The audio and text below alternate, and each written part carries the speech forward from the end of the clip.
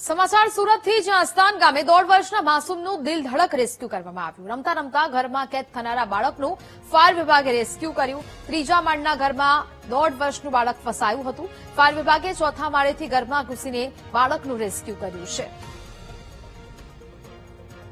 તો ત્રીજા માળના ઘરમાં આ 1.5 વર્ષનું બાળક અચાનક ફસાઈ ગયું હતું કે જ્યાં ફાયર વિભાગ ઘટના સ્થળે પહોંચીને આ 1.5 વર્ષના માસૂમનું દિલ ધડક રીતે રેસ્ક્યુ કરવામાં આવ્યું છે।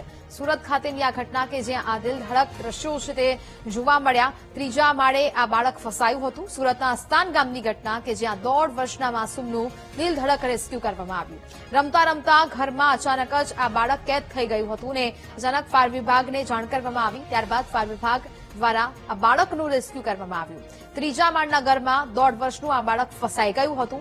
ફાયર વિભાગે ચોથા માળેથી ત્રીજા માળે પ્રવેશ કર્યો અને ઘરમાં ઘૂસીને આ બાળકનું રેસ્ક્યુ કર્યું છે અને તેને હેમખેમ બહાર કાઢવામાં આવ્યું છે।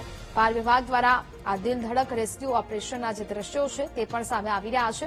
1.5 વર્ષનું આ માસૂમનો જીવ બચાવી લેવામાં આવ્યો છે અને તેને હેમખેમ રીતે ફરીથી પરત તેના માતા પિતાને સોંપવામાં આવ્યું છે। ત્રીજા માળે આ બાળક અચાનક ફસાઈ ગયું હતું। રમતા રમતા અચાનક જ આ બાળક ઘરમાં કેદ થઈ ગયું હતું।